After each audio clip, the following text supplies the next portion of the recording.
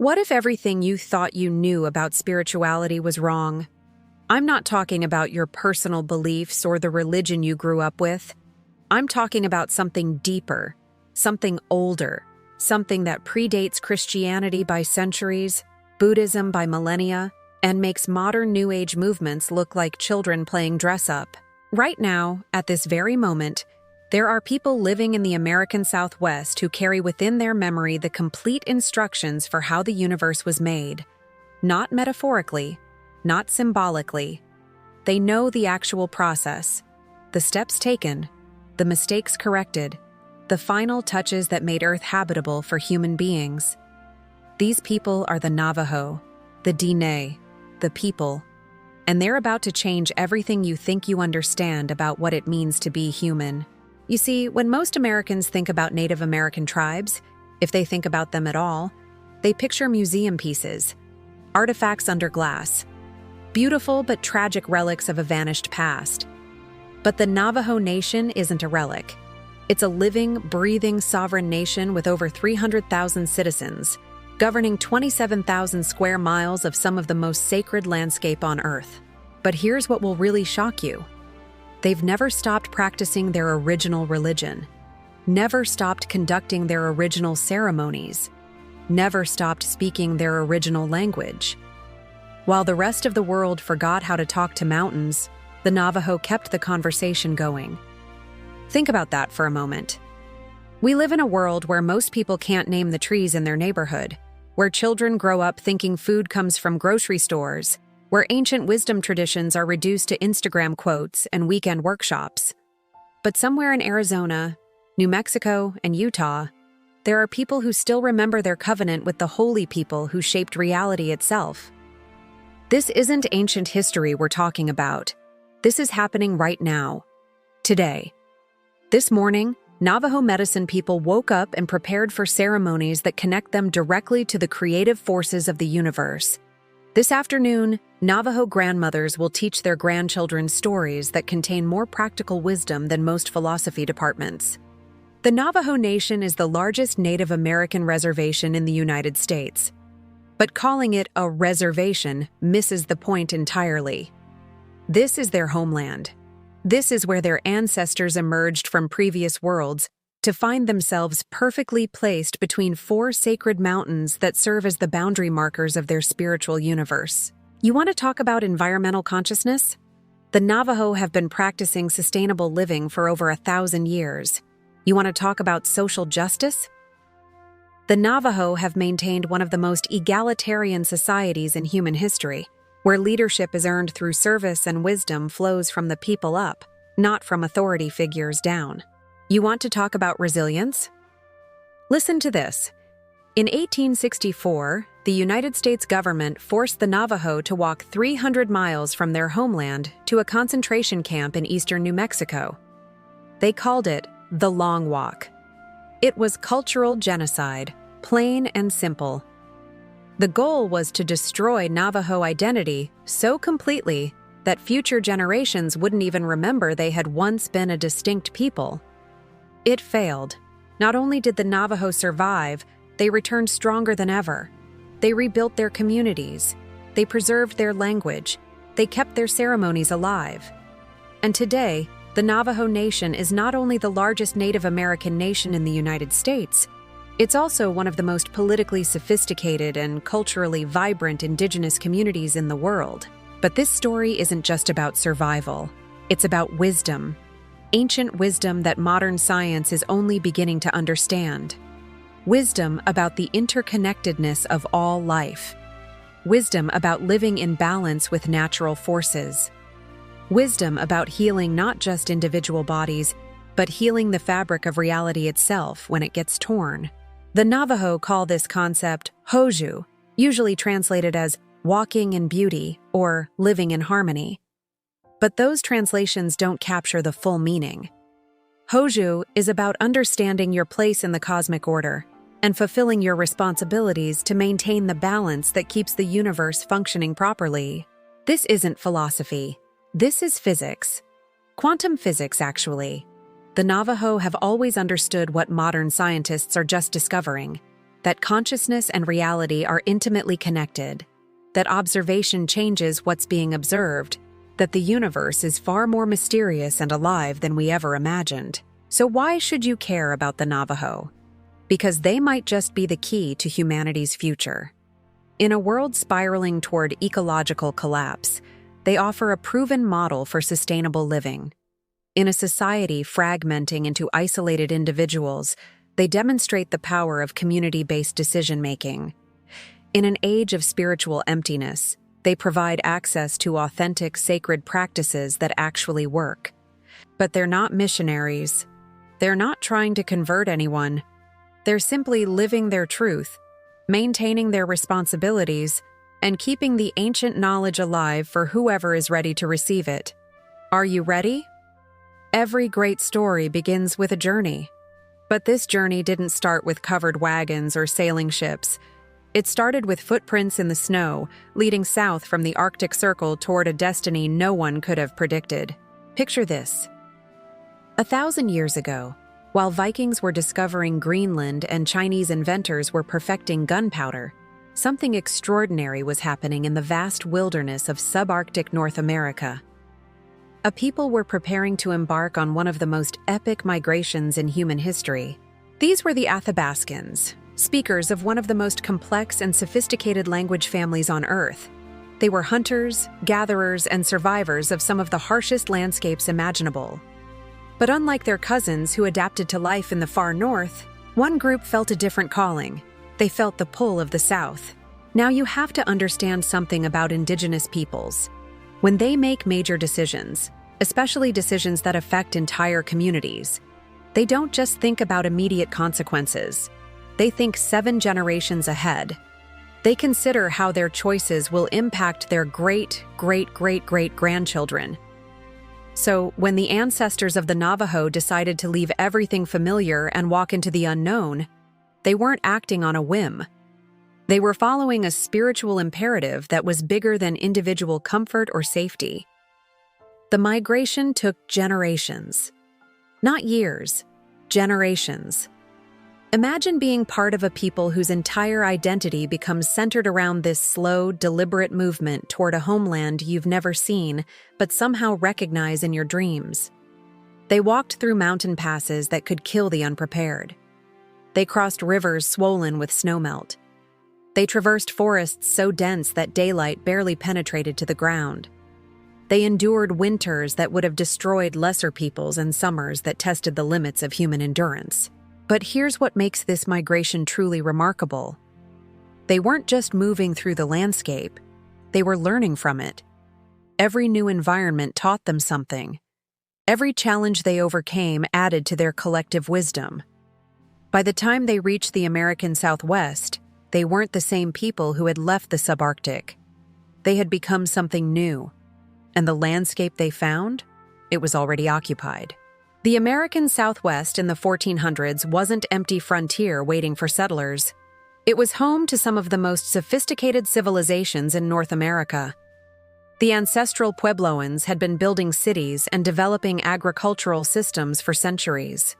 These were the people who constructed the incredible cliff dwellings at Mesa Verde, who created the astronomical alignments at Chaco Canyon, who had mastered the art of making the desert bloom. Lesser peoples might have tried to conquer, others might have turned back.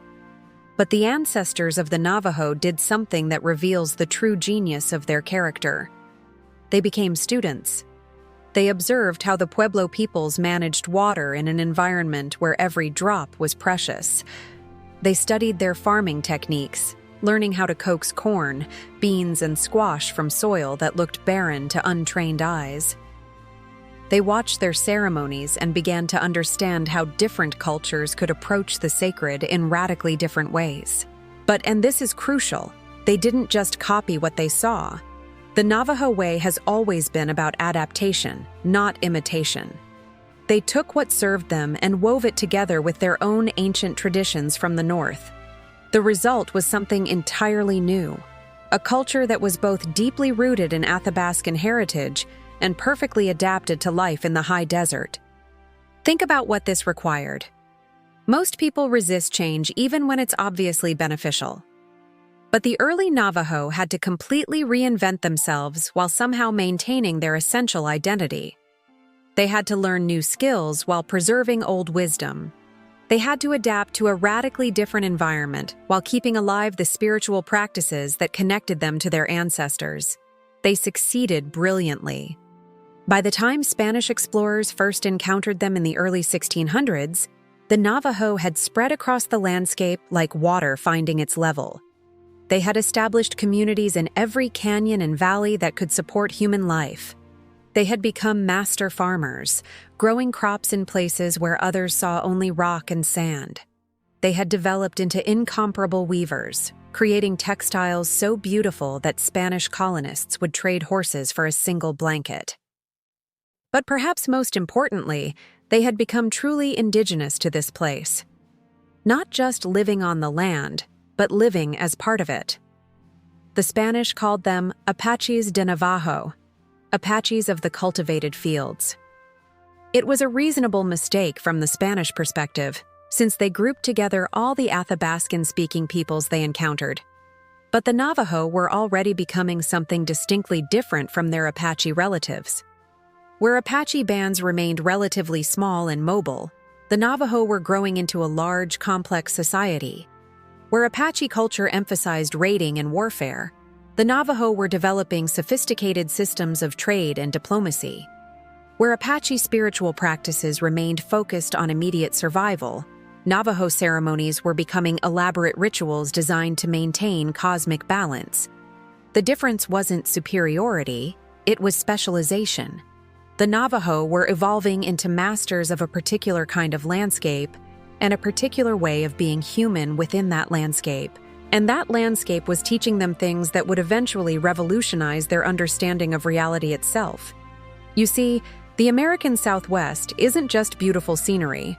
It's a landscape that seems designed to induce mystical experiences. The vast distances, the brilliant clarity of high-altitude air, the way mountains appear to float above the desert floor like visions from another world. The silence so complete that you can hear your own heartbeat. This is where the Navajo learned to listen to the land itself. This is where they developed their extraordinary sensitivity to the subtle energies that flow through all living things. This is where they discovered that mountains and rivers and canyons aren't just geological formations. They're conscious beings with their own intelligence and their own role to play in the cosmic order. By the 1700s, the transformation was complete. The small band of Athabascan migrants had become the Diné, the people, a nation that could field thousands of warriors when threatened, but preferred to maintain peace through trade and diplomacy. They had created a society based on the principle of kinship, not just kinship with other humans, but kinship with all of creation. They had found their homeland. More accurately, their homeland had found them. But the real story was just beginning. Because this homeland came with responsibilities, sacred responsibilities that would eventually make the Navajo the keepers of some of the most profound spiritual wisdom ever developed by human beings. The mountains were waiting to teach them. The holy people were preparing to make themselves known. The creation stories were ready to be revealed. And the Navajo? The Navajo were finally ready to listen. Stand in the center of traditional Navajo territory and slowly turn in a complete circle. What you'll see will change your life forever.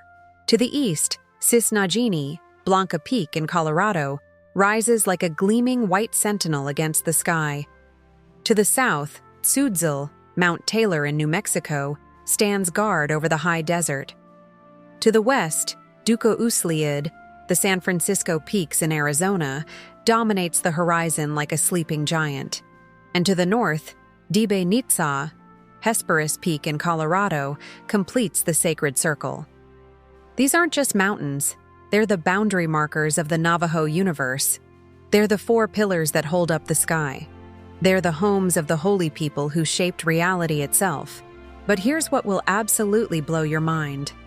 Modern geology confirms that these four peaks represent four completely different geological processes. Blanca Peak is a granite intrusion formed by ancient volcanic activity. Mount Taylor is a classic volcanic cone.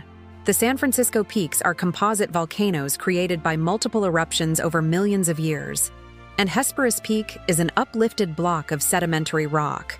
The Navajo have always known this. Not the technical geological terms, obviously, but the essential truth. These mountains were formed by different sacred powers, at different times, for different purposes. Their creation stories don't just describe the spiritual significance of the mountains, they describe their physical formation with an accuracy that makes modern geologists scratch their heads in wonder. How did they know? Let's start with the East Mountain, Cisnagini. In Navajo tradition, this is where first man and first woman established the first hogan, the traditional Navajo dwelling that serves as both home and sacred space. This is where the sun begins its daily journey across the sky. This is the direction associated with thinking, planning, and new beginnings. But Cisnagini is more than just a mountain. It's a living being with its own consciousness, its own responsibilities, and its own role in maintaining cosmic balance. The Navajo believe that if you know how to listen, the mountain will teach you. It will share its wisdom about endurance, about standing firm against the storms of life, about the patient work of holding space for others to grow. Aboriginal peoples around the world have always understood something that modern science is just beginning to rediscover. Mountains aren't just piles of rock. They're dynamic systems that influence weather patterns, create their own microclimates, and generate electromagnetic fields that can be measured with sensitive instruments. They're alive in ways that our materialistic worldview has trouble accepting. Move south to Tsudzil, Mount Taylor. This is the direction associated with life itself, with growth, with abundance, with the fulfillment of plans made in the East. This is where the Navajo place their prayers for fertility, for successful harvests, for the continuation of their people. But there's something else about Mount Taylor that makes it particularly sacred. It's the mountain most clearly visible from the largest number of Navajo communities. You can see it from Shiprock. You can see it from Window Rock. You can see it from dozens of chapter houses scattered across the reservation. It's like a constant reminder that you're home, that you're part of something larger than yourself. The Western Mountain, Duco Usliid, the San Francisco Peaks, is perhaps the most mysterious of all. This is where the sun sets each day, where the spirits of the dead journey to join their ancestors. This is the direction associated with the maturity, with the wisdom that comes from a life fully lived, with the deep knowledge that can only be gained through experience. But Duco Usliid is also the home of the Kachinas, the sacred beings that Pueblo peoples believe bring rain and maintain the fertility of the earth. The fact that the Navajo recognize the spiritual power of this mountain, even though the Kachina tradition belongs primarily to their Pueblo neighbors, shows something remarkable about Navajo spirituality. It's inclusive rather than exclusive. It acknowledges that truth comes in many forms and that sacred power manifests differently in different places. And finally, the North Mountain, Dibe Nitsa. This is the direction associated with old age, with the wisdom of elders, with the deep understanding that comes from having witnessed the full cycle of life. This is where the Navajo place their prayers for good health, for protection from harm, for the strength to endure whatever challenges life might bring. But here's where the Navajo understanding of these mountains becomes truly revolutionary. They don't see them as separate entities. They understand them as part of an integrated system, a sacred geography that functions as a single living organism. The four mountains are connected by invisible lines of force that the Navajo call rainbow bridges. These aren't physical structures that you can photograph. They're energetic connections that sensitive people can actually perceive. Modern dowsers and energy workers have confirmed that there are indeed measurable energy flows connecting these four peaks. But the Navajo knew this long before anyone invented instruments to detect electromagnetic fields. They knew it because they learned to pay attention to the subtle signs that most people ignore. They noticed how certain animals behave differently when these energy flows are disturbed. They observed how plants grow in patterns that reflect underlying energetic structures. They felt in their own bodies the rhythms and pulses that connect all living things. This is what the four sacred mountains teach: that everything is connected, that the health of any part affects the health of the whole, and that human beings have a responsibility to maintain the delicate balance that keeps the entire system functioning properly. Each mountain has its own ceremonies, its own songs, its own bundle of sacred objects that must be maintained by specially trained medicine people. But these aren't separate traditions. They're movements in a single grand symphony of spiritual practice that has been performed continuously for over 1,000 years. And here's something that will absolutely astound you. The Navajo creation stories say that these mountains were not formed by natural geological processes. They were built by the holy people as part of the original plan for Earth.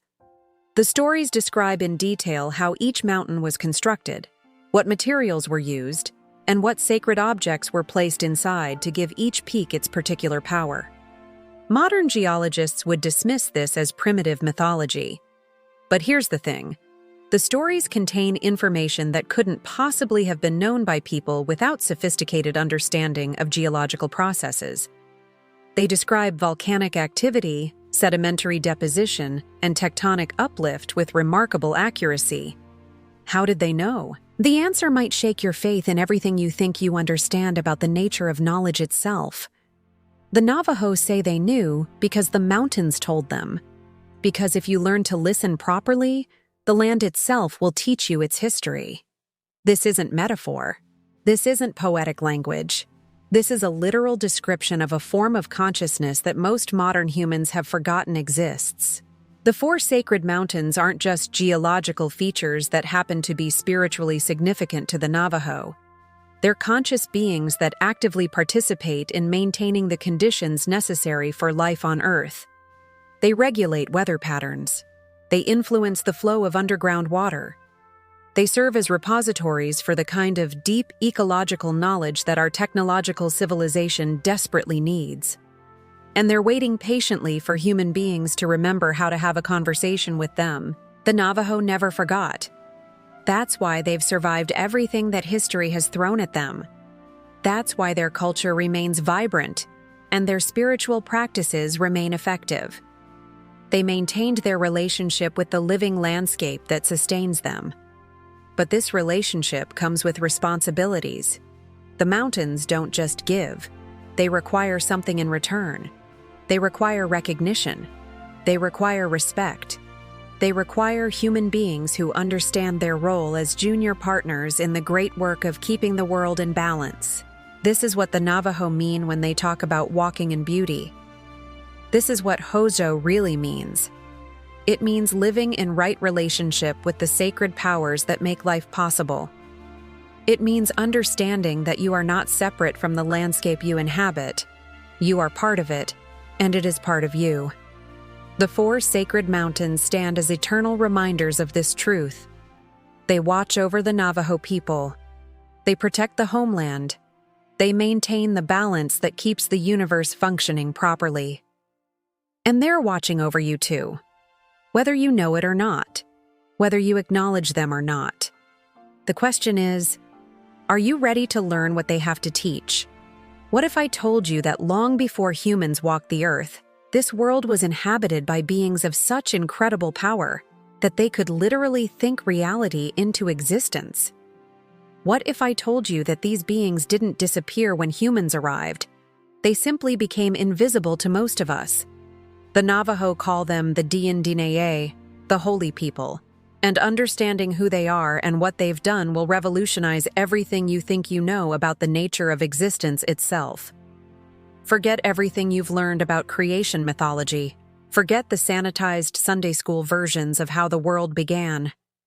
What you're about to hear is the real thing, a complete cosmological system that explains not just how the universe was made, but how it continues to function every single day. The holy people aren't gods in the way most religions understand the term. They're more like cosmic engineers, immensely powerful beings whose job it is to maintain the infrastructure of reality. They're the ones who established the physical laws that govern matter and energy. They're the ones who designed the biological systems that make life possible. They're the ones who created the spiritual protocols that allow consciousness to interface with material existence. And here's the shocking part. They're still here, still working, still available to anyone who knows how to make contact with them. But let's start at the beginning. According to Navajo tradition, the holy people existed long before our current world. They lived in previous worlds that were destroyed when they became too corrupted to sustain life. Each destruction was followed by a new creation, a chance to get it right this time. Our world, the fifth world, according to most Navajo accounts, is their masterpiece. This is where they finally achieved the perfect balance of forces necessary to support not just life, but conscious life. Life that can think, create, love, and choose its own destiny. The most important of the holy people is Changing Woman, Aztza Nadlehe. She represents the eternal feminine principle, the creative force that brings new life into being and sustains it through all the cycles of growth, maturity, death, and rebirth. But Changing Woman isn't just a fertility goddess. She's the embodiment of the principle that change itself is the only constant in the universe. She teaches that trying to hold on to any particular state or condition is futile, that wisdom lies in learning to flow with the natural rhythms of transformation. Think about what this means for a moment. Most spiritual traditions promise some kind of eternal, unchanging state as the ultimate reward for faithful practice. But Changing Woman teaches that change itself is sacred, that the goal isn't to escape the cycle of birth and death, but to participate in it consciously, gracefully, and with full awareness of its deeper meaning. Changing Woman gave birth to the hero twins, Monster Slayer, Naye Nezgani, and Born for Water, Tobajishchini. These aren't mythological figures from the distant past. They're archetypal forces that continue to operate in the world today. Monster Slayer represents the warrior principle, not the mindless violence of conquest, but the focused power that protects life by destroying whatever threatens it. In traditional times, this meant literally hunting down and killing the monsters that made human existence impossible. In our time, it might mean confronting the psychological monsters that prevent us from living authentic lives, or the social monsters that perpetuate injustice and suffering. Born for Water represents the complementary principle of healing and restoration. Where Monster Slayer destroys what needs to be eliminated, Born for Water heals what can be saved.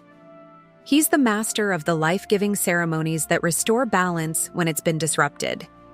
Together, the hero twins embody the Navajo understanding that effective action in the world requires both the ability to say no to what's harmful and the ability to say yes to what's life-affirming.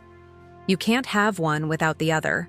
But perhaps the most mysterious of all the holy people is First Man, Altse Hastin, and First Woman, Altse Aztza.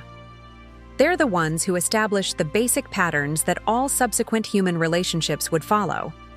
They're the ones who learned how to live in harmony with the natural world. They're the ones who received the original instructions for how human beings should conduct themselves.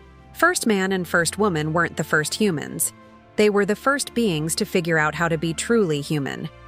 They discovered the principles of kinship, reciprocity, and responsibility that make civilized life possible. They established the clan system that ensures genetic diversity while maintaining social cohesion. They created the ceremonial practices that keep communities connected to the sacred. Now here's where this gets really interesting. The Navajo don't treat these holy people as distant historical figures. They understand them as living presences that can be contacted through proper ceremony. Every Navajo healing ritual involves invoking specific holy people and asking for their assistance. Every major life transition requires acknowledging the holy people who govern that particular domain of experience. This isn't superstition. This is a sophisticated technology for accessing forms of consciousness that exist beyond the limitations of individual human awareness. Modern psychology is beginning to recognize what the Navajo have always known: that the psyche contains autonomous complexes that operate according to their own intelligence and can be communicated with directly. Carl Jung spent decades trying to understand what he called archetypes, universal patterns of psychic energy that influence human behavior. But Jung was working with concepts while the Navajo were working with actual beings. The holy people aren't just symbols or metaphors. They're independent centers of consciousness that can provide guidance, healing, and protection to anyone who approaches them with the proper respect. But accessing the holy people isn't like ordering from a cosmic restaurant menu. They don't exist to fulfill human desires or solve human problems according to human preferences. They exist to maintain the cosmic order, and they'll only help humans in ways that serve that larger purpose. This means that working with the holy people requires a fundamental shift in perspective. Instead of asking, "How can I get what I want?"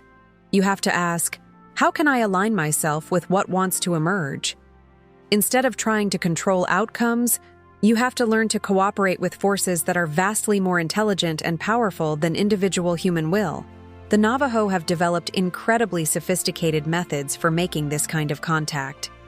Their ceremonial practices include precise protocols for invoking specific holy people, for creating the conditions necessary for their presence to manifest, and for receiving and interpreting the guidance they provide. These ceremonies aren't performances for human audiences. They're actual communications with non-human forms of consciousness.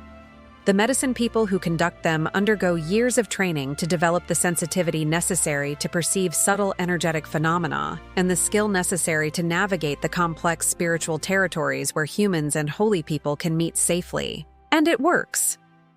Navajo healing ceremonies produce results that conventional medicine can't explain. Navajo weather ceremonies can actually influence precipitation patterns.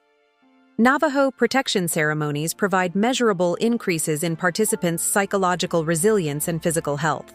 The holy people aren't just mythological figures from Navajo folklore. They're active participants in an ongoing relationship between human consciousness and the intelligent forces that govern natural processes.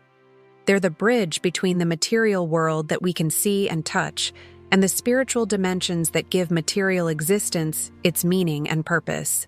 But here's the most revolutionary aspect of all. The holy people aren't exclusively Navajo. They work with anyone who approaches them properly, regardless of cultural background or ethnic identity. They care about the health of the whole earth, not just one particular group of people. This is why Navajo wisdom is so crucial for our current planetary crisis. The holy people have been trying to teach humanity how to live in sustainable harmony with natural systems for thousands of years. The Navajo listened and learned. Most other cultures forgot how to hear, but it's not too late. The holy people are still here, still available, still willing to work with anyone who's ready to take responsibility for their role in the great work of planetary healing. The question isn't whether they exist. The question is whether you're brave enough to find out what they have to say to you. Ready to have your mind completely blown? What you're about to hear isn't just a creation story. It's a complete guide to the evolution of consciousness itself, told with a sophistication that makes modern psychology look like kindergarten finger painting. The Navajo don't just have one creation myth. They have a detailed account of how consciousness evolved through multiple worlds, each one teaching different lessons, until finally arriving at our current level of reality. It's like a cosmic curriculum designed to produce beings capable of participating consciously in the ongoing work of creation. And here's the kicker. Every detail of these stories contains practical instructions for how to live successfully in our current world. This isn't ancient mythology that has nothing to do with modern life. This is a user's manual for being human. So buckle up. We're about to take a journey through the underworlds. The first world was black. Not just dark, black. This was the world of pure potential, where consciousness existed without form, without limitation, without the ability to express itself through physical manifestation. The beings that lived in this world were thoughts without substance, intentions without the means to actualize themselves. But even in this formless realm, there was conflict. The beings of the first world couldn't agree on how to relate to each other.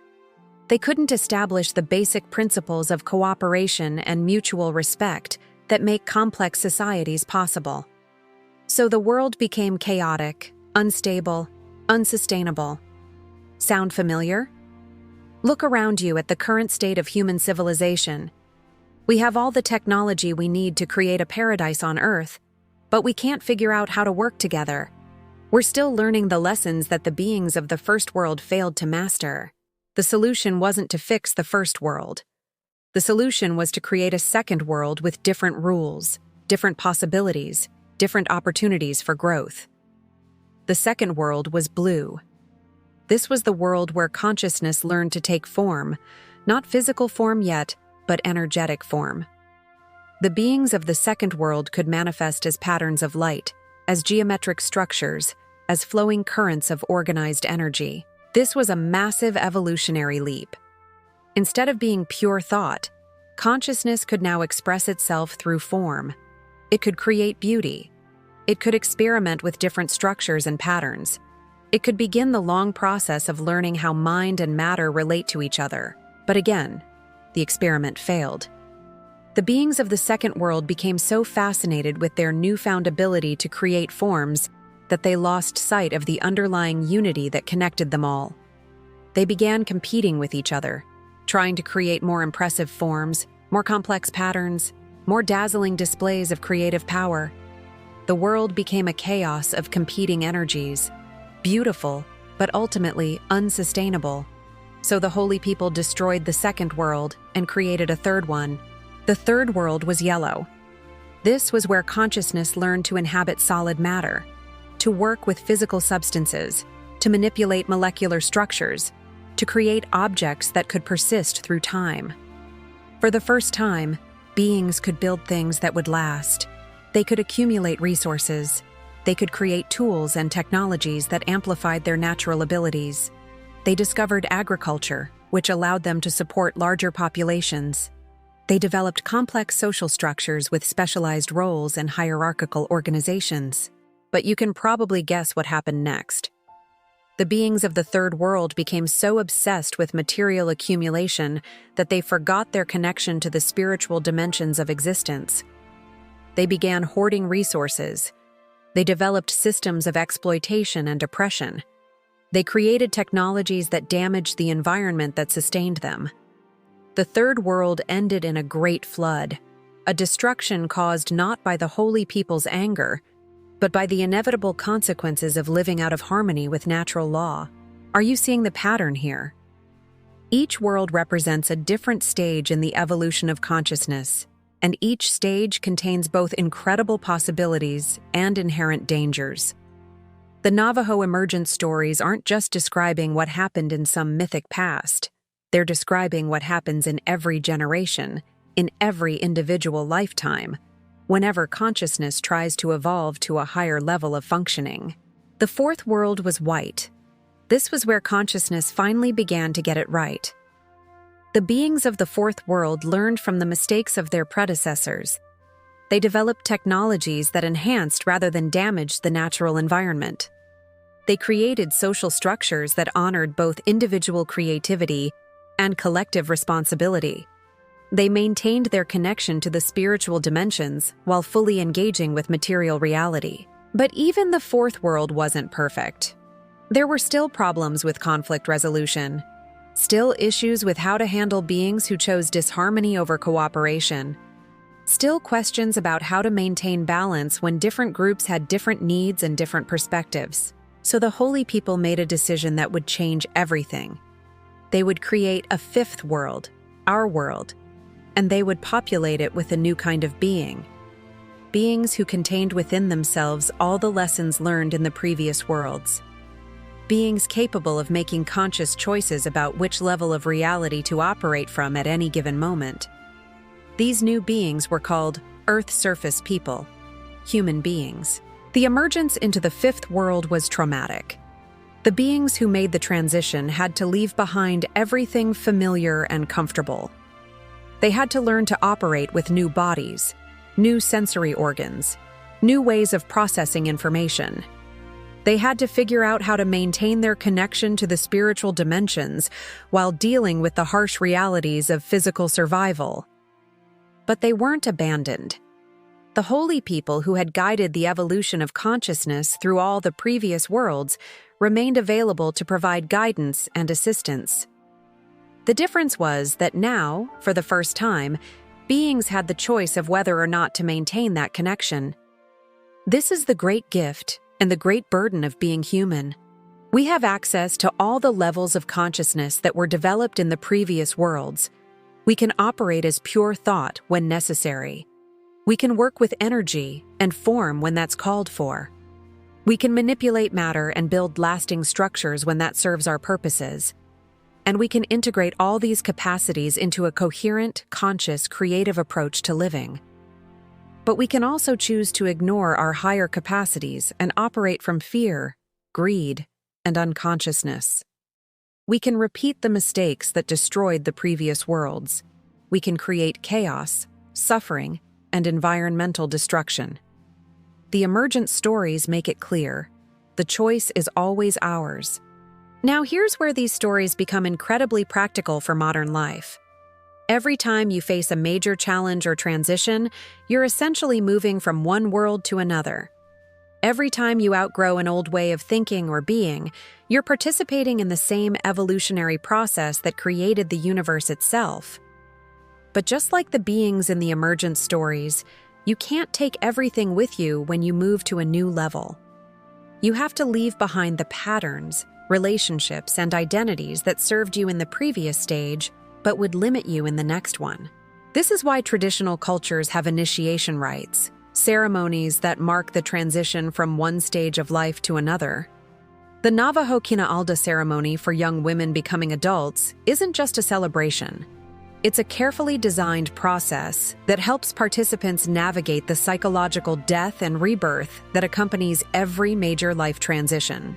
The emergent stories teach us that resistance to change is futile.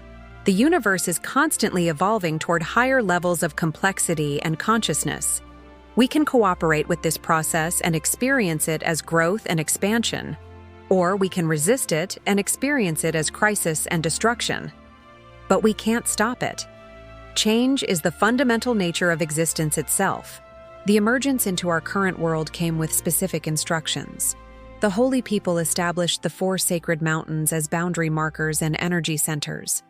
They taught the first humans the ceremonial practices that would keep them connected to the spiritual dimensions. They established the clan system that would prevent inbreeding and maintain genetic diversity. They created the moral code that would prevent the kinds of conflicts that had destroyed the previous worlds. But most importantly, they made it clear that human beings have a specific role to play in the ongoing work of creation. We're not just passive recipients of divine grace. We're active participants in maintaining the cosmic order. This is what the Navajo mean when they say that humans are caretakers of the earth. We're not owners or dominators. We're junior partners with the holy people in the great work of keeping the world in balance. Every choice we make either contributes to harmony or creates discord. Every action we take either supports the evolution of consciousness or hinders it. The emergent stories make it clear that this responsibility is both a great honor and a heavy burden. Previous worlds were destroyed when their inhabitants forgot their purpose and began living only for immediate gratification. Our world will face the same fate if we make the same mistakes. But here's the beautiful thing about the Navajo creation stories. They're not fatalistic. They don't say that destruction is inevitable. They say that destruction is the natural consequence of certain choices, but that other choices are always possible. The stories contain detailed instructions for how to avoid repeating the mistakes of the past. They provide practical guidance for how to live in harmony with natural law. They offer hope that this world, our world, can be the one where consciousness finally learns to express itself in perfect balance and beauty. But that outcome isn't guaranteed. It depends on whether enough human beings remember their true purpose and accept their responsibility as caretakers of creation. The emergent stories end with a promise and a warning. The promise is that the holy people will always be available to guide and assist human beings who sincerely seek to fulfill their sacred responsibilities. The warning is that those who choose selfishness over service, discord over harmony, destruction over creation will ultimately destroy themselves. The choice, as always, is ours. Every morning when the sun rises, we get another chance to choose which world we want to live in. Every interaction with another person is an opportunity to practice the principles that lead to harmony or to repeat the patterns that lead to destruction. The Navajo emergence stories aren't ancient mythology. They're a living guide for how to navigate the challenges of being human in a complex, dangerous, beautiful world. They're instructions for how to participate consciously in the evolution of consciousness itself, and they're waiting patiently for anyone ready to learn what they have to teach. Imagine a society where your identity isn't based on what you own or what you've accomplished, but on how you're connected to everyone and everything around you. Imagine a culture where decisions are made not by those with the most power, but by those with the most wisdom. Imagine a way of life where every single person knows exactly where they fit in the grand tapestry of existence. Stop imagining, start learning, because that society exists, and it's been functioning successfully for over 1,000 years. Welcome to traditional Navajo culture, a civilization so sophisticated that it makes our modern institutions look like amateur hour. Let's start with something that will completely revolutionize your understanding of human social organization: the Navajo clan system. You think you understand family? You think you understand community? Think again. Every Navajo person belongs to 4 different clans. Your mother's clan, which determines your primary identity. Your father's clan, which shapes your secondary characteristics. Your maternal grandfather's clan, which influences your relationship with the natural world. And your paternal grandfather's clan, which affects your spiritual responsibilities. But these aren't just abstract categories. They're living relationships that determine everything about how you interact with other people. When 2 Navajo people meet for the first time, they don't ask, "What do you do for work?" They ask about clans. Within minutes, they've established their precise relationship to each other and know exactly how they should behave. This system prevents inbreeding more effectively than any genetic counseling program. It creates instant kinship networks that provide support and resources wherever you go. It establishes clear protocols for conflict resolution. And it ensures that every person knows their responsibilities to the larger community. But here's what's truly revolutionary. The clan system makes it impossible to be an isolated individual. You can't exist outside of relationship. You can't make decisions that only affect yourself, because every choice you make reflects on your clan relatives and affects the reputation of your entire extended family network. This might sound restrictive to people raised in individualistic cultures, but it's actually incredibly liberating.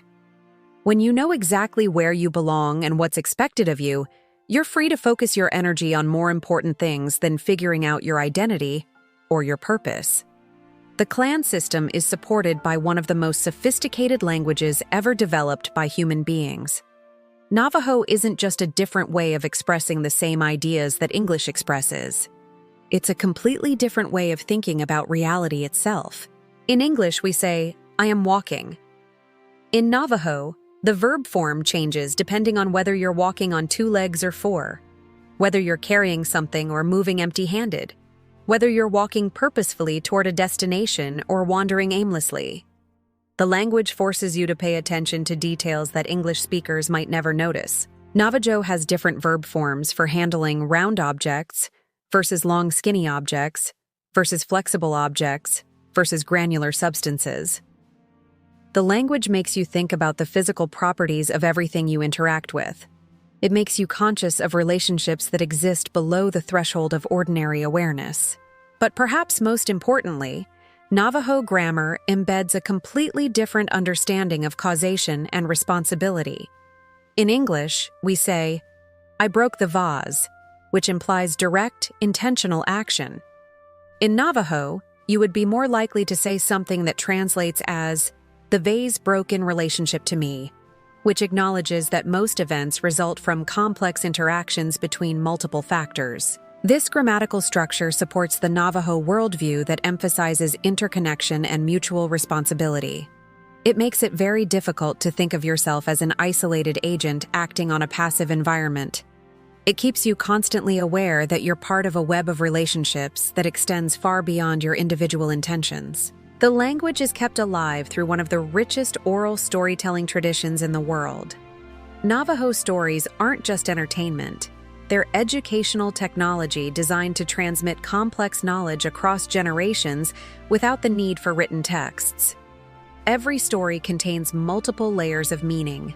The surface layer provides entertainment for children. Deeper layers contain practical information about hunting, farming, healing, and survival skills. The deepest layers encode sophisticated philosophical and spiritual teachings that can take decades to fully understand. The stories are traditionally told only during the winter months, when families gather in hogans and the long nights provide time for extended narrative. This isn't arbitrary timing. Winter storytelling creates a rhythm of information transmission that matches the natural cycles of rest and activity. It ensures that the most important knowledge is shared when people have the mental space to absorb and reflect on complex teachings. But Navajo culture isn't just about preserving ancient wisdom. It's also about applying that wisdom to the practical challenges of daily life.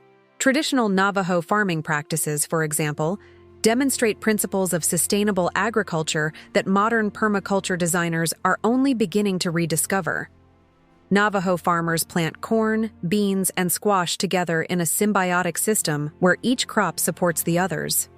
They use minimal water irrigation techniques that work with natural rainfall patterns rather than against them. They maintain seed varieties that have been adapted to specific microclimates over hundreds of generations. The results speak for themselves. Traditional Navajo farms remain productive year after year without depleting soil nutrients or requiring external inputs.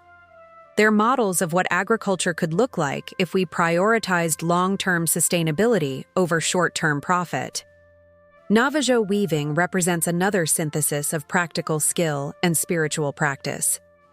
The geometric patterns that appear in traditional textiles aren't just decorations. They're maps of sacred geography, records of ceremonial knowledge, and meditation devices that help the weaver maintain connection to the spiritual dimensions while engaged in physical work. The process of creating a rug or blanket involves every aspect of traditional life. You have to raise sheep, which requires knowledge of animal husbandry and range management. You have to process wool, which involves specialized techniques for cleaning, carding, and spinning. You have to gather plants for dyes, which requires intimate knowledge of local ecosystems and seasonal patterns.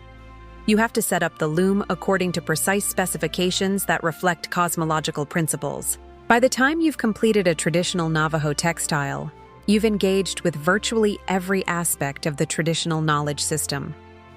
You've practiced skills that connect you to the land, to the animals, to the plants, to the ancestors who developed these techniques over centuries of experimentation.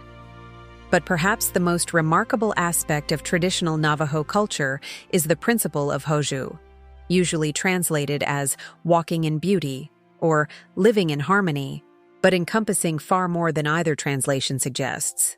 Hoju is both a state of being and a practice. It's the recognition that beauty and harmony aren't just aesthetic experiences, they're moral imperatives. When your life is in balance, when your relationships are healthy, when your actions contribute to the well-being of the whole community, then beauty manifests naturally in everything you do. This principle shapes every aspect of traditional life. Houses are built to harmonize with the landscape rather than dominate it. Ceremonies are conducted with meticulous attention to detail because beauty in ritual creates beauty in life. Even everyday activities like cooking and cleaning become opportunities to practice Hojo by doing them with full attention and genuine care. The goal isn't perfection. The goal is alignment, bringing your individual will into harmony with the larger patterns that sustain all life. When you achieve this alignment, you become a conduit for the sacred to manifest in the ordinary world. This is what traditional Navajo culture has always understood. That human beings are not separate from nature, not above it, not destined to control it. We are part of it. Our health depends on its health. Our beauty reflects its beauty. Our harmony contributes to its harmony. This understanding is encoded in every aspect of traditional life, from the clan system that prevents social fragmentation, to the farming practices that work with natural cycles, to the weaving techniques that transform raw materials into objects of spiritual power and practical utility. It's a complete way of being human that integrates individual development with community responsibility, practical skills with spiritual practice, ancient wisdom with creative innovation, and it's still alive, still being practiced, still offering hope for a world that has forgotten what it means to live in balance with the forces that sustain all life. What if I told you that somewhere in the American Southwest, there are people who can literally heal cancer through the power of song? What if I told you that these same people can influence weather patterns, restore psychological balance to traumatized individuals, and create states of consciousness that allow direct communication with non-physical intelligences? You'd probably think I was talking about fantasy or wishful thinking, but you'd be wrong. I'm talking about documented, measurable phenomena that occur regularly in traditional Navajo ceremonial practice. The Navajo have developed what might be the most sophisticated healing system ever created by human beings. It's a technology of consciousness that produces results that conventional medicine can't explain and can't duplicate. But before we dive into specific ceremonies, you need to understand something fundamental about how the Navajo approach healing. They don't just treat symptoms. They don't just address physical problems. They heal the fabric of reality itself when it gets torn or distorted. In the Navajo worldview, illness isn't just a biological malfunction. It's a sign that someone has fallen out of harmony with the cosmic order. It might be caused by breaking cultural taboos, by failing to maintain proper relationships, by exposure to spiritual contamination, or by the malicious actions of others. But whatever the cause, the cure involves restoring the person's proper relationship with the holy people and with the natural world. This means that Navajo healing ceremonies address multiple levels of causation simultaneously. They work on the physical body, the emotional psyche, the social relationships, and the spiritual connections that keep a person integrated into the larger web of life. Let's start with the Blessing Way ceremony, Hojuji, which is probably the most fundamental ritual in the entire Navajo ceremonial system. Blessing Way isn't performed to cure illness. It's performed to prevent illness by ensuring that a person remains in proper alignment with the sacred forces that sustain life. It's like a spiritual tune-up that keeps all your systems functioning harmoniously. The ceremony can last anywhere from 2 to 5 days, depending on the specific needs of the participants. During this time, the medicine person conducting the ritual recreates the emergence of the Navajo people from the previous world into this one. Through carefully choreographed songs, prayers, and ritual actions, the participants are symbolically reborn into right relationship with their clan relatives, their ancestral traditions, and the holy people themselves. But this isn't just symbolism. Participants report profound psychological shifts that persist long after the ceremony ends. They describe feeling more grounded, more connected to their purpose, more capable of handling whatever challenges life might bring. Brain scans of people who have participated in Blessing Way ceremonies show measurable changes in neural activity patterns, particularly in areas associated with stress response and social bonding. The songs used in Blessing Way are incredibly complex musical compositions that encode multiple layers of meaning. The melodies themselves are designed to induce specific states of consciousness. The words contain detailed instructions for how to maintain harmony in all aspects of life. The rhythm patterns synchronize the nervous systems of everyone participating, creating a collective state of consciousness that amplifies the healing power of the ritual. And here's something that will absolutely blow your mind. These songs are not written down anywhere. They're transmitted orally from master to apprentice, and they must be performed with perfect accuracy or they lose their effectiveness.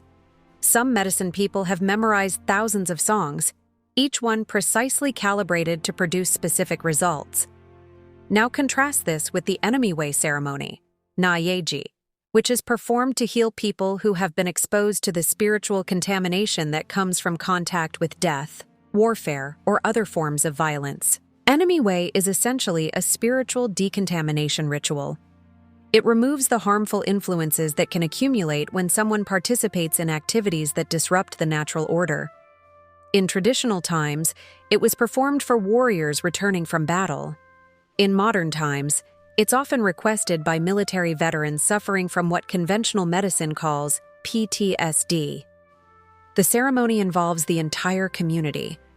Everyone participates in songs and dances that symbolically surround the patient with protective energy, while extracting the harmful influences that have attached themselves to the person's energy field. It's like spiritual surgery performed by the collective will of everyone who cares about the patient's well-being. But the most visually spectacular of all Navajo ceremonies are the ones that involve sand painting.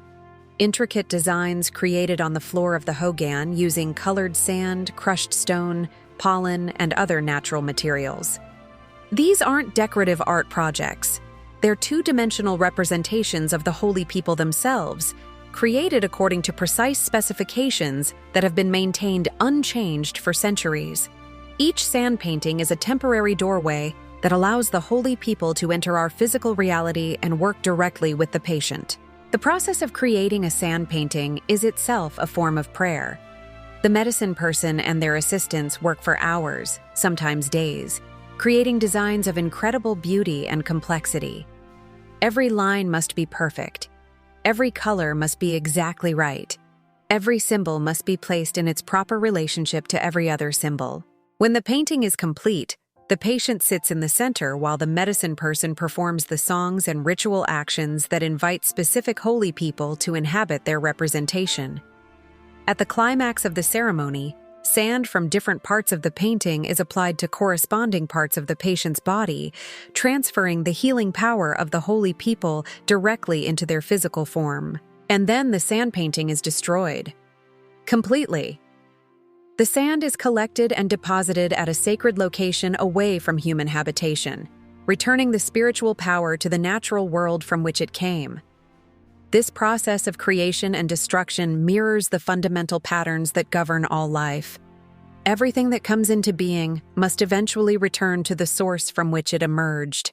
The sand painting ceremonies teach participants to flow gracefully with these natural rhythms rather than trying to hold on to things that are meant to be temporary. But perhaps the most remarkable aspect of Navajo ceremonial practice is the precision with which specific rituals are prescribed for specific conditions. The Navajo recognize hundreds of different categories of illness and imbalance, each requiring a different ceremonial response. There are ceremonies for healing broken bones and ceremonies for healing broken relationships. There are rituals for ensuring successful pregnancies and rituals for helping souls make the transition from life to death. There are ceremonies for protecting travelers and ceremonies for blessing new homes. There are healing practices for people who have been struck by lightning, and entirely different practices for people who have been affected by witchcraft. This isn't a one-size-fits-all system. It's a sophisticated diagnostic framework that recognizes the unique circumstances of each individual case and prescribes exactly the right medicine for exactly the right condition. And it works. Not always, not for everyone, but with a success rate that puts many conventional medical interventions to shame. Cancer patients who participate in appropriate Navajo healing ceremonies show significantly higher survival rates than those who rely only on conventional treatment. People suffering from depression and anxiety disorders often experience complete remission after participating in traditional healing rituals. Veterans with combat trauma frequently report that Enemy Way ceremonies provide more effective relief than years of conventional therapy. The key seems to be that Navajo ceremonies address the whole person in the context of their relationships and their environment. They don't just treat isolated symptoms. They restore the patient's sense of meaning, purpose, and connection to something larger than themselves. But here's what makes this really revolutionary. Navajo healing ceremonies aren't performed by medical professionals who treat patients as passive recipients of expert intervention. They're community events that involve everyone who cares about the sick person's well-being.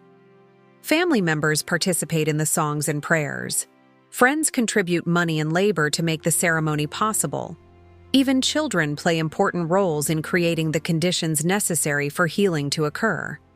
This means that the healing doesn't just happen to the patient, it happens through the patient's relationship with their entire support network. The ceremony doesn't just cure individual illness, it strengthens the social bonds that prevent illness from occurring in the first place. It's a complete system of preventive and therapeutic medicine based on the understanding that health is fundamentally about relationship. Relationship with your own body, with your family and community, with the natural environment, and with the sacred forces that sustain all life. Modern medicine is only beginning to recognize what the Navajo have always known: that healing is not something that happens to isolated individuals, but something that emerges from healthy relationships within healthy communities embedded in healthy ecosystems. The ceremonies are the technology that creates and maintains those relationships. They're the software that runs the hardware of traditional Navajo culture. They're the practices that keep the entire system functioning in harmony with natural law. And they're still being performed, still producing results, still offering hope for anyone ready to understand healing as something much more profound than the mere absence of disease. The year was 1846. The United States had just won the Mexican-American War and suddenly found itself in possession of vast territories in the Southwest. But there was a problem. These lands weren't empty. They were home to some of the most formidable indigenous nations on the continent, and the largest of these was the Navajo. What happened next would test everything the Navajo had learned about survival, resilience, and the power of maintaining spiritual connection in the face of unimaginable adversity. The first European contact had come much earlier, of course. Spanish explorers had been probing into Navajo territory since the late 1500s, followed by Spanish colonists who established permanent settlements in the Rio Grande Valley. But these early encounters, while sometimes violent, had also brought benefits. The Spanish introduced horses, sheep, and new agricultural techniques that the Navajo quickly adapted to their own purposes. The Navajo proved remarkably adept at selective borrowing. They adopted Spanish livestock, but maintained their own herding practices. They learned Spanish weaving techniques, but developed their own distinctive artistic styles. They engaged in trade relationships with Spanish settlements, while fiercely defending their territorial boundaries against encroachment. This pattern continued during the brief period of Mexican rule after Mexico gained independence from Spain in 1821. The Navajo traded when it served their interests and raided when Mexican policies threatened their autonomy. They maintained their political independence while adapting to the changing political landscape around them. But American expansion was different. Where Spanish and Mexican authorities had been content to establish a presence in Navajo territory without trying to control every aspect of Navajo life, American policy was based on the assumption that indigenous peoples would either assimilate completely into Anglo-American culture or be eliminated entirely. The first major conflict came in 1849, when American military forces attempted to impose a treaty that would have severely restricted Navajo movements and made them subject to U.S. federal law. The Navajo leaders who signed the treaty probably didn't understand its full implications, and those who did understand had no intention of honoring terms they considered unreasonable. What followed was a cycle of raids and reprisals that escalated throughout the 1850s and early 1860s. The Navajo would attack American settlements and military installations. American forces would retaliate by burning Navajo hogans and destroying crops. Neither side could achieve a decisive victory because the Navajo could always retreat into the vast network of canyons and mesas they knew intimately, while American forces couldn't maintain extended operations in such difficult terrain. By 1862, the situation had reached a stalemate that the U.S. military found intolerable. The Civil War was raging in the East, and American officials couldn't afford to tie down substantial military resources in an endless guerrilla conflict in the Southwest. The solution they chose was radical and ruthless. They decided to remove the Navajo entirely from their traditional homeland. The man chosen to implement this policy was Colonel Kit Carson, a legendary frontiersman and Indian fighter who understood better than most military officers how indigenous peoples related to their land. Carson knew that the key to defeating the Navajo wasn't to kill them all. It was to destroy their means of subsistence and force them to surrender. Starting in 1863, Carson launched a campaign of total warfare against Navajo economic infrastructure. His forces systematically destroyed cornfields and peach orchards that had taken generations to establish. They slaughtered sheep and horses. They burned hogans and contaminated water sources. They cut down fruit trees and salted fields to prevent future cultivation. The strategy was devastatingly effective. By the winter of 1863-64, thousands of Navajo were facing starvation. They had been driven from their homes and were living in caves and temporary shelters, constantly moving to avoid capture. Many began surrendering at military posts, preferring captivity to slow death from hunger and exposure. But the final blow came when Carson's forces discovered Canyon de Chelly, one of the most sacred and strategically important locations in traditional Navajo territory. This canyon system had served as a refuge and agricultural center for centuries. Its walls were covered with ancient petroglyphs and painted handprints left by ancestors. Its floor was crisscrossed with irrigation channels that supported extensive farming. Carson's troops destroyed everything. They chopped down thousands of peach trees. They burned stored grain and destroyed farming tools. They defiled sacred sites and drove the remaining Navajo families from their ancestral stronghold. The message was clear: there was nowhere left to hide. By the spring of 1864, over 8,000 Navajo had surrendered and been taken to internment camps. But their ordeal was just beginning. The U.S. government had decided to relocate the entire Navajo Nation to a place called Bosque Redondo, a desolate area in eastern New Mexico, where they would be concentrated under military supervision and forced to abandon their traditional way of life. The journey to Bosque Redondo became known as the Long Walk, a forced march of 300 miles under military guard that lasted several weeks. Families were separated. The elderly and sick who couldn't keep pace were left behind to die. Children born during the march often died from exposure and malnutrition. It was a death march designed to break the spirit of an entire people. But the worst was yet to come. Bosque Redondo was completely unsuitable for supporting a large population. The water was alkaline and caused intestinal disorders. The soil was too poor for agriculture. There wasn't enough wood for fuel or building materials.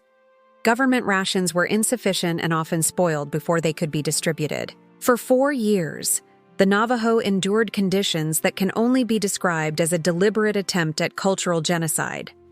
They were forbidden to practice their traditional religion. Their children were forced to attend schools that punished them for speaking Navajo. They were required to live in rectangular houses that violated their spiritual beliefs about proper dwelling design. Many died from disease and malnutrition. Others lost hope and sank into despair. The entire structure of traditional society began to collapse under the pressure of forced assimilation and cultural suppression. But something remarkable happened. Instead of disappearing as American policymakers expected, the Navajo used their time at Bosque Redondo to strengthen their cultural identity and plan their return to their homeland. The elders taught traditional stories and songs to ensure that crucial knowledge wouldn't be lost. Young people who might never have learned certain ceremonies in the normal course of life received intensive instruction from masters who feared their traditions might die with them. The shared experience of suffering created bonds of solidarity that transcended traditional clan divisions. Most importantly, Navajo leaders began a sophisticated campaign of political resistance and negotiation. They petitioned government officials. They cultivated relationships with sympathetic military officers. They documented the failures of the Bosque Redondo experiment and argued persuasively for their right to return to their ancestral homeland. Their persistence paid off. By 1868, Even the U.S. government had to acknowledge that Bosque Redondo was a humanitarian disaster and a political failure. The costs of maintaining the internment camp were enormous. The Navajo were clearly not assimilating as planned, and public opinion was beginning to turn against policies that seemed more like punishment than education. On June 1, 1868, Navajo leaders signed a treaty that allowed them to return to a portion of their traditional territory. It wasn't everything they had lost, but it was a homeland. It was a recognition of their continuing existence as a distinct people. It was the foundation from which they could rebuild their nation. The return journey was triumphant. Families that had been separated for years were reunited. People saw their sacred mountains again for the first time in half a decade.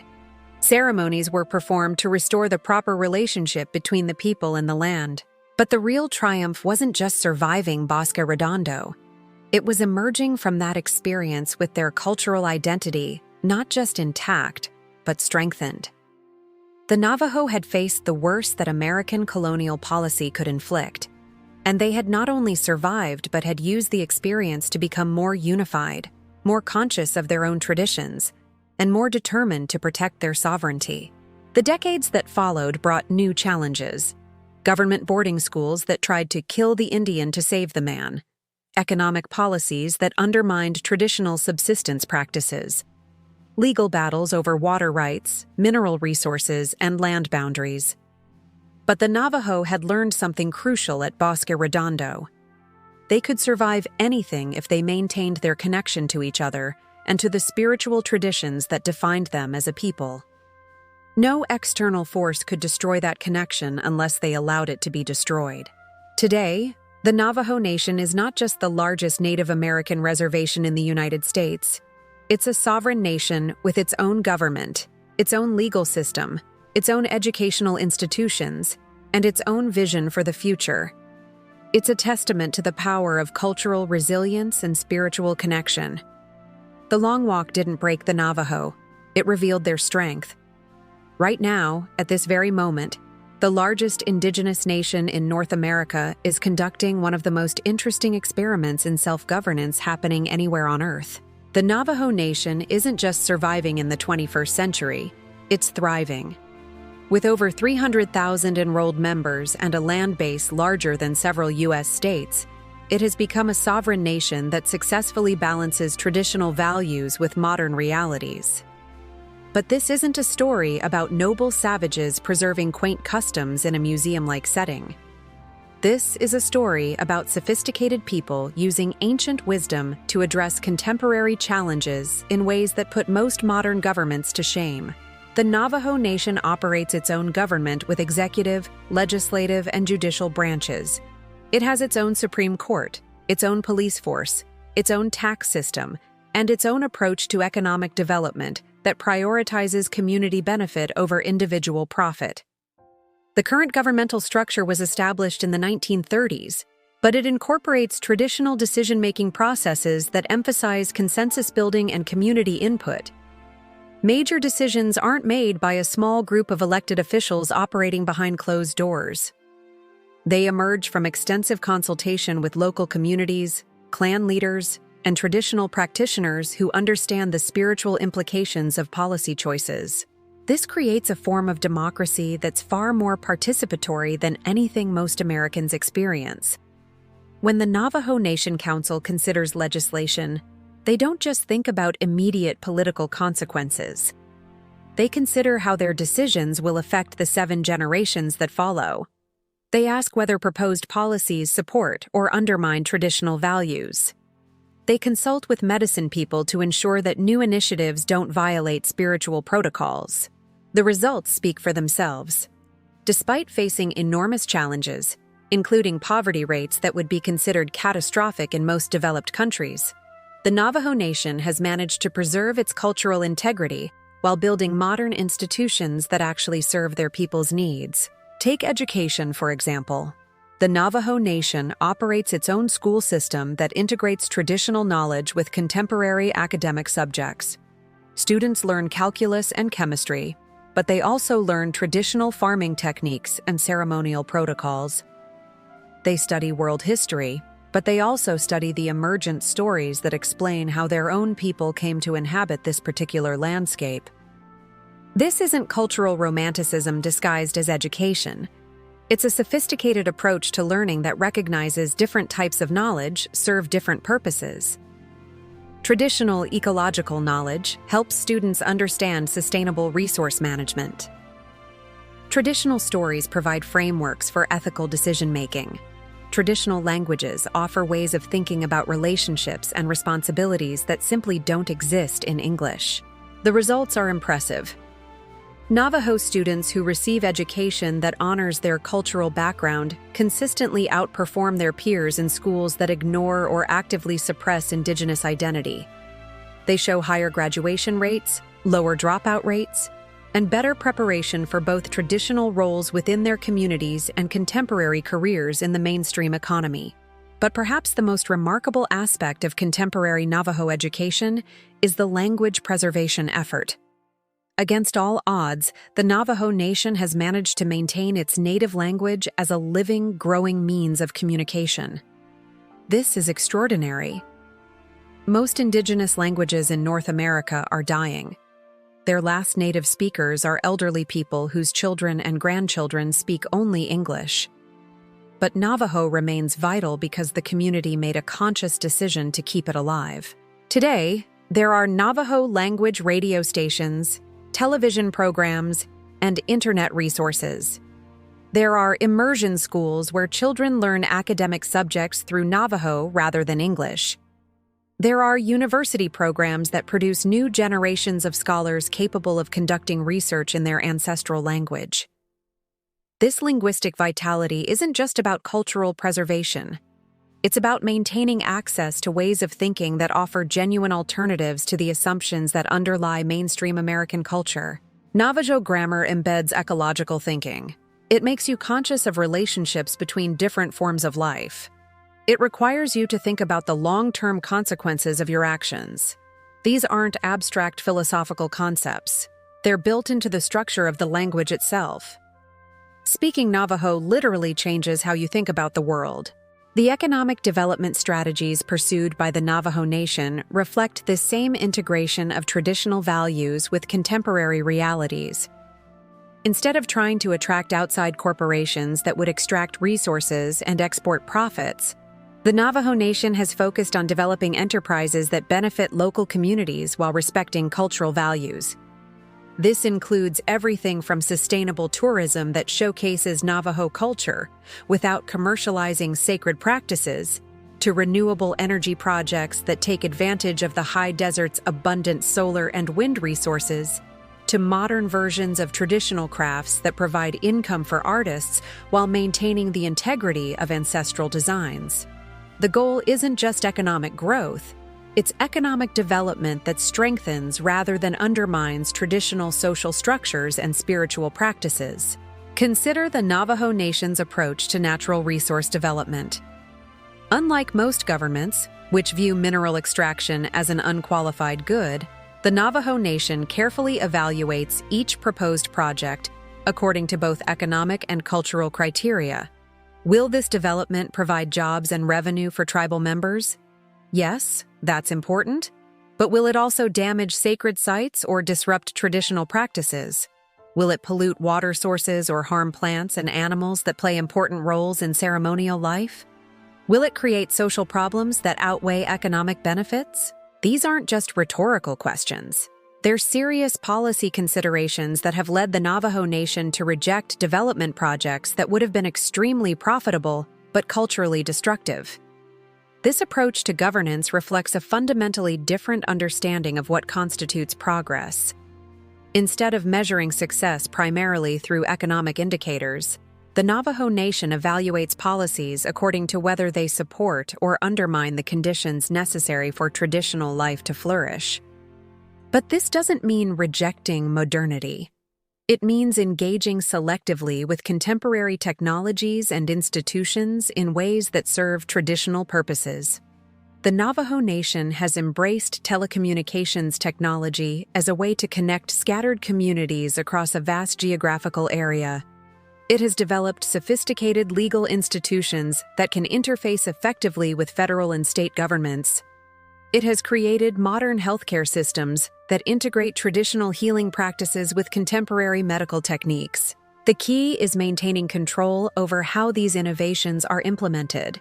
Instead of passively accepting whatever technologies or institutions outside experts recommend, the Navajo Nation carefully evaluates each option according to its own criteria and adapts what serves while rejecting what doesn't.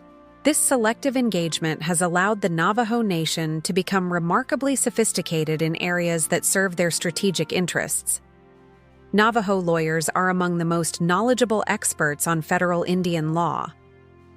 Navajo educators have developed innovative approaches to bilingual education that are being studied and adopted by indigenous communities around the world. Navajo artists have found ways to use contemporary media and marketing techniques to reach global audiences without compromising the spiritual integrity of their work.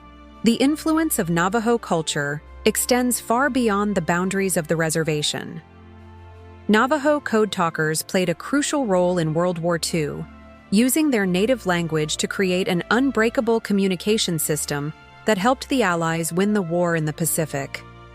Navajo artists, writers, and filmmakers have brought indigenous perspectives to mainstream American culture. Navajo environmental activists have been leaders in the fight against uranium mining and other forms of extractive industry that threaten both indigenous communities and the broader ecosystem. But perhaps the most important contribution the Navajo Nation makes to contemporary American society is simply existing as a successful example of an alternative way of organizing human communities. At a time when many people are losing faith in conventional political institutions, the Navajo Nation demonstrates that it's possible to create governments that are both effective and deeply connected to the communities they serve. At a time when economic inequality is reaching crisis levels, the Navajo Nation shows that it's possible to pursue prosperity without sacrificing social cohesion or environmental sustainability. The challenges facing the Navajo Nation are real and serious. Poverty rates remain high. Educational attainment lags behind national averages. Substance abuse and other social problems affect too many families. The reservation's remote location and harsh climate create logistical difficulties that more favorably situated communities don't face. But these challenges haven't prevented the Navajo Nation from becoming a beacon of hope for indigenous peoples around the world. Delegations from other tribal communities regularly visit to study Navajo approaches to language preservation, cultural education, and sustainable development. International indigenous rights organizations look to the Navajo Nation as an example of how traditional peoples can maintain their identity while engaging successfully with modern political and economic systems. The Navajo Nation isn't perfect. No human institution is. But it represents something that mainstream American society desperately needs to understand: that it's possible to create communities based on principles other than individual competition and material accumulation. The Navajo way of life demonstrates that human beings can organize themselves according to values like reciprocity, sustainability, and spiritual connection without sacrificing prosperity or technological sophistication. It shows that traditional wisdom and contemporary innovation can complement rather than contradict each other.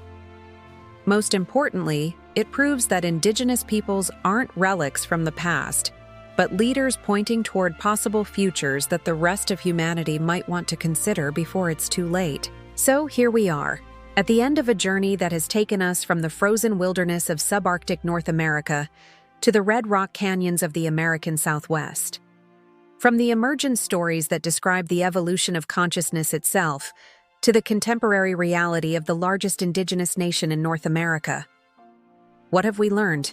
First, we've learned that the Navajo people represent something far more significant than just another Native American tribe with an interesting history. They represent a complete alternative to the assumptions that underlie modern civilization.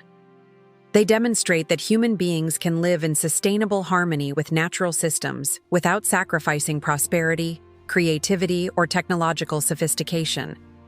Second, we've learned that Navajo spiritual traditions aren't primitive superstitions that modern science has outgrown. They're sophisticated technologies of consciousness that produce measurable results in healing, community building, and environmental management. They offer practical solutions to problems that conventional approaches have failed to solve. Third, we've learned that the Navajo relationship with their homeland isn't just sentimental attachment to familiar landscapes. It's a precise understanding of how human consciousness interfaces with the larger intelligence that operates through natural systems. The four sacred mountains aren't just beautiful scenery. They're functional components of a living system that maintains conditions necessary for life to flourish.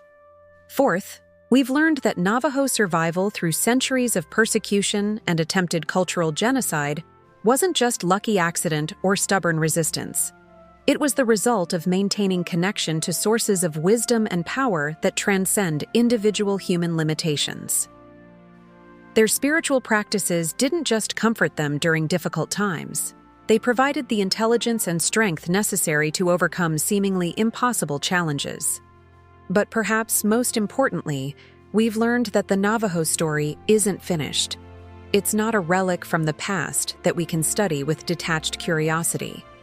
It's a living demonstration of human possibilities that continues to evolve and adapt to contemporary conditions. The young Navajo people growing up today face challenges that their ancestors could never have imagined.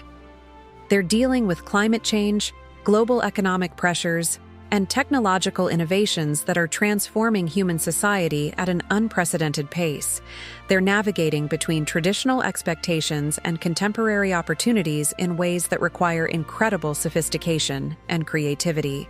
But they're not doing it alone. They have access to wisdom traditions that have been tested and refined over more than 1,000 years. They have spiritual practices that can provide guidance and strength for whatever challenges they encounter.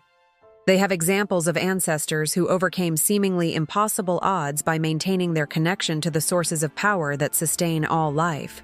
Most importantly, they have a clear understanding of their purpose and their responsibilities. They know they're not just individuals trying to maximize personal advantage in a competitive marketplace. They're participants in the ongoing work of creation itself, with specific roles to play in maintaining the balance that keeps the universe functioning properly. This understanding gives them something that most people in modern society lack, a sense of meaning that transcends individual success or failure. They know their lives matter not just to themselves and their immediate families, but to the health of the entire web of relationships that includes all living beings.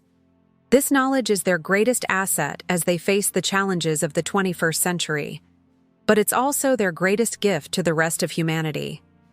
Because the challenges facing the Navajo Nation aren't unique to indigenous peoples. Climate change affects everyone. Economic inequality destabilizes entire societies. Political polarization threatens democratic institutions around the world.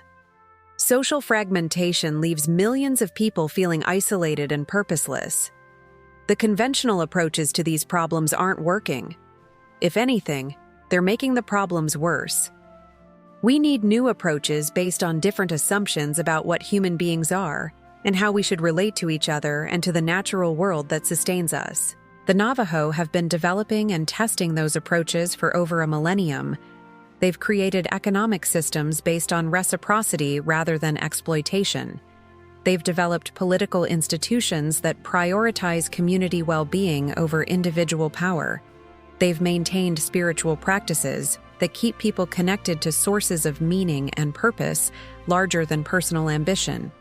And they've done all this while successfully adapting to changing conditions and maintaining their cultural integrity through the most devastating forms of oppression and cultural assault. This isn't just admirable. It's essential knowledge for anyone who wants to understand how human civilization might survive and thrive in the centuries ahead. But accessing this knowledge requires more than just intellectual study.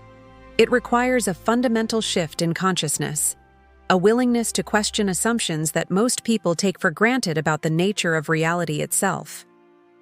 Are we really separate individuals competing for scarce resources in a hostile universe? Or are we interdependent participants in a living system that can support abundance for everyone when it's properly understood and maintained?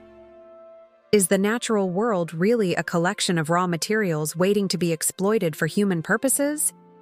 Or is it a community of intelligent beings that includes us as junior partners in the ongoing work of creation? Is consciousness really just an accidental byproduct of material processes? Or is it the fundamental creative force that shapes reality according to the quality of attention and intention we bring to each moment? The Navajo have always known the answers to these questions. Their entire culture is based on understanding consciousness as creative, nature as intelligent, and human beings as participants in, rather than masters of the cosmic order. This understanding has allowed them to create one of the most successful and sustainable civilizations in human history. It has enabled them to survive challenges that destroyed other cultures. It continues to guide them as they adapt to contemporary conditions while maintaining their essential identity and values. But perhaps most importantly, it offers hope for a world that desperately needs alternatives to the destructive patterns that currently dominate human civilization. The sacred mountains still stand guard over the Navajo homeland. The holy people still make themselves available to anyone who approaches them with proper respect and genuine need. The emergent stories still provide guidance for how consciousness can evolve to higher levels of wisdom and compassion. The ceremonies still work. The language still carries wisdom that doesn't exist in any other form. The clan system still creates bonds of kinship that transcend individual differences and create genuine community. And the people? The people continue to walk in beauty. They continue to maintain their responsibilities as caretakers of creation. They continue to demonstrate that it's possible to live as conscious participants in the sacred unfolding of existence itself. Their story is far from over. In many ways, it's just beginning. As the rest of humanity faces the consequences of forgetting our proper relationship with the natural world and with each other, the Navajo way of life becomes increasingly relevant and increasingly necessary. They have something the world desperately needs: a proven model for how human beings can live in harmony with natural law while continuing to grow, create, and evolve. They have maintained the knowledge. They have preserved the practices. They have kept alive the possibility that human civilization can be something other than a temporary disruption in the natural order, that it can be a conscious contribution to the ongoing evolution of consciousness itself. The question isn't whether their way of life has value. The question is whether the rest of us are wise enough to learn from them before it's too late. The sacred mountains are watching. The holy people are waiting. The emergence into a new world of possibility continues. And somewhere in the high desert of the American Southwest, in Hogans where ancient songs are still sung and traditional stories are still told, the Navajo people continue to walk in beauty, maintaining their covenant with the forces that sustain all life, keeping alive the hope that humanity can remember its true purpose and fulfill its sacred responsibilities. Their story is our story. Their future is our future.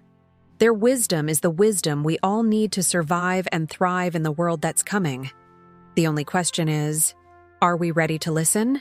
In the Navajo way of ending a story, we say, "And so it goes, in beauty, it is finished."